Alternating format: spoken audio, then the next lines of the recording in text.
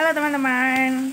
Jadi sekarang aku lagi minjem kamar adik aku. Jadi lagi di kamarnya dia buat bikin video. Nah, itu ada papa, ada adik aku. Terus mereka lagi makan es buah buatan mama. Terus sekarang lagi hujan, jadi adik-adik pasti lagi nangis di luar. Yang di luar kandang pada sembunyi semua di bawah meja. Aku gak mau ngeliatin, kalian pasti nantinya bosen ngeliat video anjing mulu.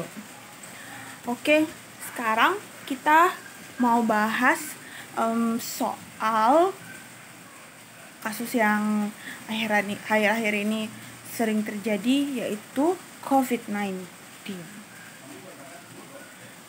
Apa sih yang bahaya di bagian jantung setelah pernah kena infeksi COVID-19 atau corona?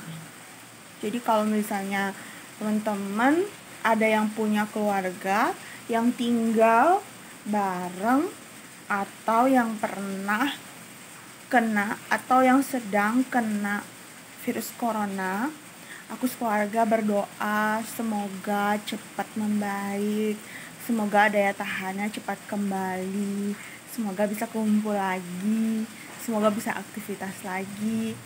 Pokoknya biar imunnya kuat menghadapi virus corona. Oke. Jadi yang nomor 1 pada pasien jantung yang pernah kena infeksi corona itu biasanya akan tahu gejalanya seperti sesak jantung yang biasa, yang sesek, nggak bisa tidur telentang, tapi tambahannya batuk, panas, tidak mau makan. Bahkan ada pasien tuh yang cuman nggak mau makan aja gitu. Terus datang ya, waktu itu aku kebetulan ronsen, jadinya ya udah ketemunya corona gitu. Jadi waktu itu pasiennya nggak ada keluhan lain selain lemes dan nggak mau makan.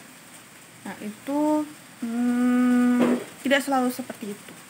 Tapi pada pasien-pasien yang jantung, terutama yang sakit jantungnya sudah berlanjut, misalnya kayak jantung katup gitu ya, memang ada risiko seperti itu.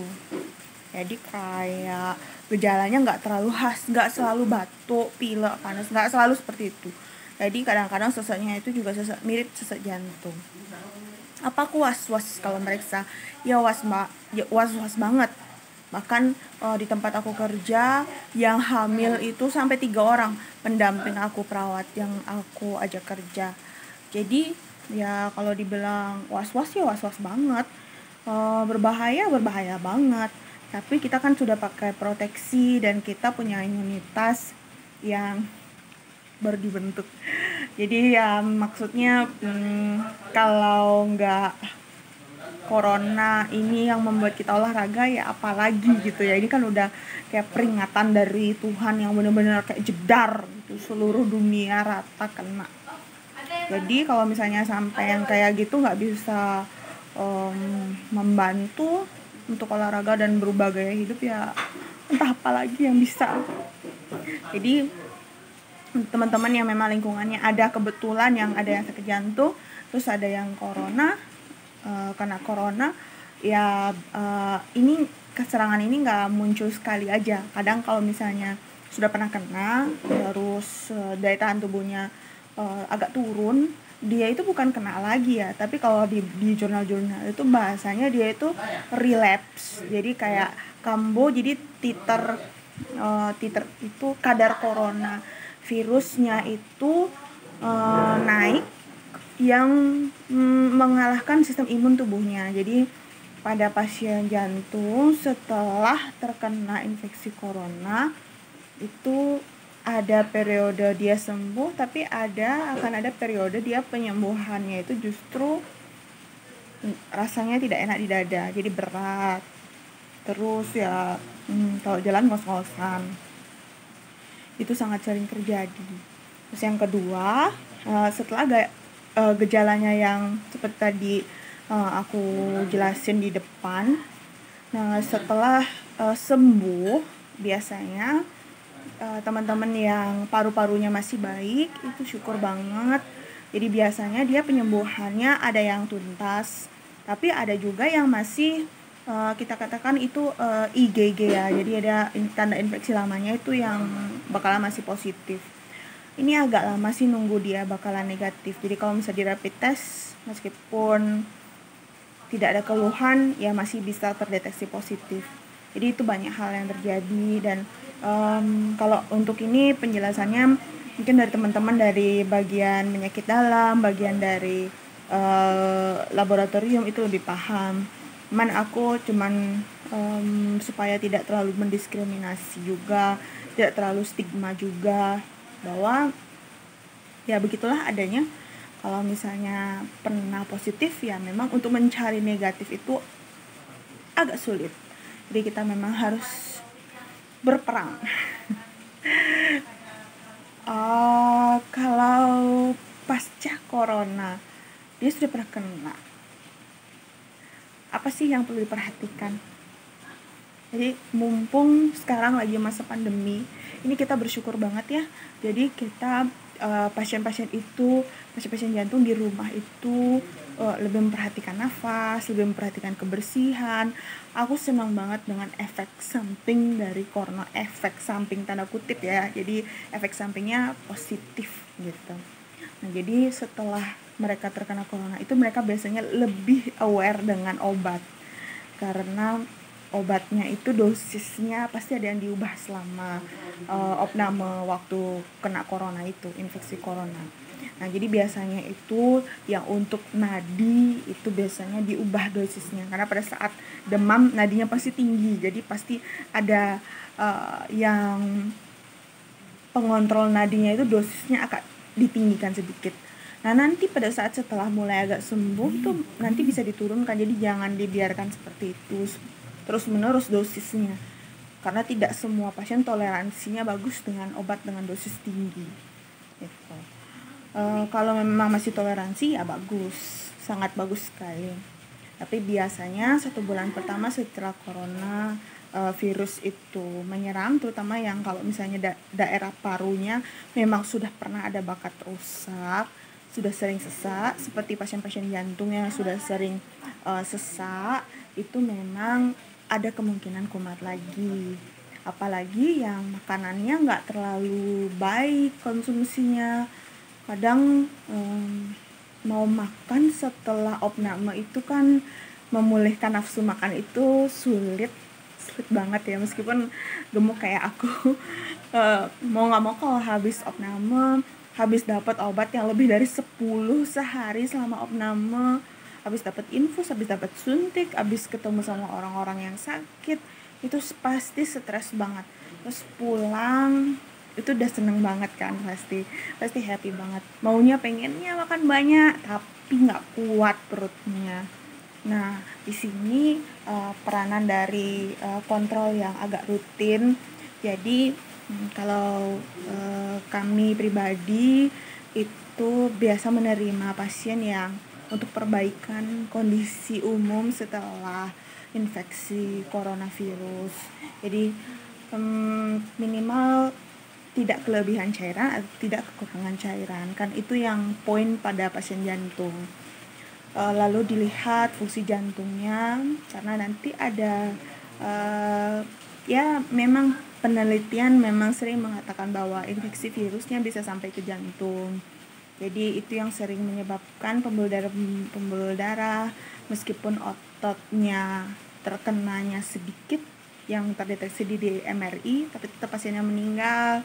Lalu dilihat ternyata di pembuluh darah juga ada, meskipun sebelumnya tidak ada gumpalan seperti di pembuluh darah. Dan banyak misteri ya, karena penyakitnya baru juga kan, kita sama-sama belajar. Tapi yang perlu ditekatkan di sini ya jangan takut kontrol kalau misalnya sudah pernah positif. Cuman ada pesan terakhir yang pengen aku bicarakan. Jadi Aku harap kalau memang pada saat terdeteksi positif, lalu pada saat itu belum bersedia untuk opname, aku menyarankan teman-teman atau pasien atau kerabat itu tolong isolasi mandiri. Isolasi mandiri itu kan bisa dijaga oleh keluarga. Kalau misalnya punya penyakit jantung, lalu bisa video call dengan dokternya. Apalagi sudah tahu nomor WhatsApp dokternya, tinggal WhatsApp. Kalau memang tidak mau dirawat di rumah sakit. Tapi please jangan keluar, apalagi datang lagi ke rumah sakit tanpa perlakuan khusus gitu ya. Jadi aku kecewa dan sedih banget, beberapa ada pasien yang 2 hari lalunya positif COVID di UGD, terus menolak rawat inap, terus datang lagi ke poliklinik tanpa, ya artinya masih pakai masker yang scuba, bukan masker yang ya minimal masker bedah lah ya, sama face shield gitu ya, kalau misalnya kesulitan mencari masker yang standar seperti KN95 atau N95, atau mungkin sesak pakai itu. Tapi ya kalau masker scuba yang kain setipis satu helai itu kan riskan sekali. Jadi kasihan orang-orang yang menunggu bareng meskipun sudah dijarakkan, tapi kan tetap terbatas kapasitas rumah sakit untuk menunggu antrian. Belum lagi yang menerima di front office, yang memeriksa suhu.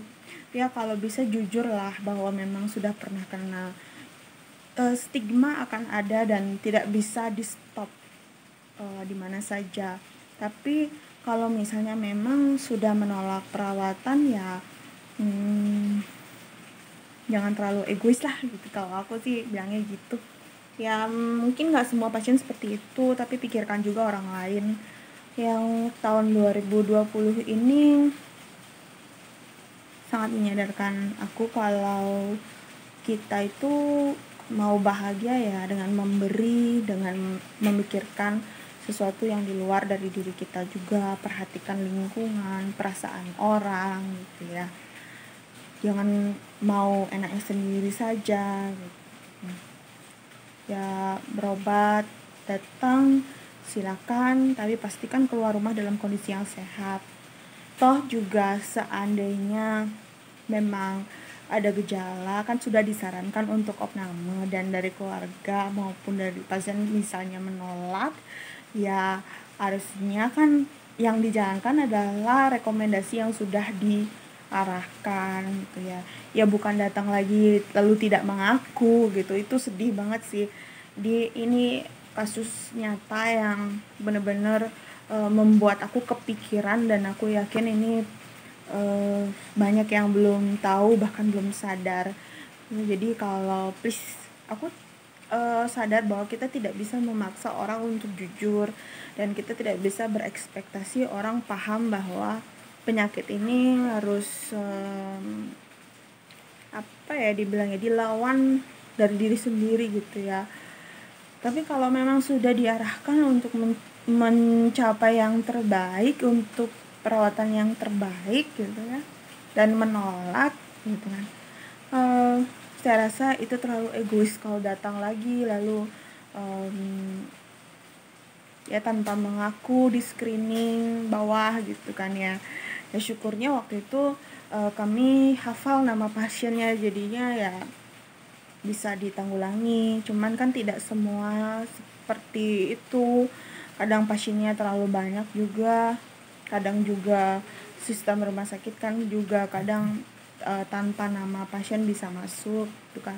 Tidak semua rumah sakit punya sistem untuk men-screening di awal data-data pasien, apalagi yang pasiennya sudah banyak. Kalau pasiennya masih sedikit, biasanya kita hafal pasiennya, jadi kita tahu gitu, dan pasiennya juga nyerah. Kalau misalnya sudah kena, memang hal yang bisa dilakukan adalah menjaga imunitas tubuh, minta berkah dari Tuhan gitu ya, komunikasi baik-baik dengan para tenaga medis gitu ya. di situasi yang sangat stres sekarang ini, beritanya banyak yang nggak enak. Jadi ya kalau misalnya bisa membantu ya membantu, tapi kalau misalnya memang tidak bisa membantu ya paling tidak memberatkan orang di sekitar. Gitu aja sih sebenarnya poin dari hari ini. Aku mengingatkan pada teman-teman yang memang mungkin punya stigma, tapi ya mau bagaimana lagi gitu, stigma pasti ada, stigma pasti jalan, penyakitnya juga masih jalan, bahkan sekarang trennya naik gitu lah, naik lagi gitu ya, ada kata laginya gitu. Jadi aku harap teman-teman di luar juga tetap menjaga kesehatan. Beritanya banyak yang nggak enak, jadi yang happy aja. Jadi memang sengaja aku upload video itu yang serius, terus yang agak melenceng, terus yang serius lagi, terus agak melenceng lagi gitu.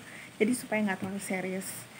Kalau bisa ya minimal ya kita menjaga diri dan menjaga orang di sekitar kita. Pikirkan juga sih orang di sekitar kita kena atau tidak. Oke, kalau misalnya ada yang merasa kurang pas, aku minta maaf. Tapi maksud aku membuat video ini supaya banyak yang bakalan lebih waspada, dan juga ini soalnya trennya sekarang lagi agak naik, apalagi ada isu wisatawan bakalan dibuka. Ya syukurnya libur panjang udah nggak ada gitu ya, tapi tetap aja ada libur gitu ya. Ya, tapi itu nggak berlaku buat kami ya, kami para tenaga kesehatan tetap kerja gitu. Jadi kalau misalnya ada yang WA balasnya lama, itu berarti sedang pegang pasien gitu. Jadi kita minta maaf karena sekarang ini pada takut ke rumah sakit, jadi rata-rata pada WA sama telepon, kadang ada yang video call gitu. Jadi kalau misalnya kepayahan ya pasti gak keangkat. Jadi mohon maaf, mohon dimaklumi. Mudah-mudahan bisa membantu informasinya. Sampai jumpa di video selanjutnya. Oke.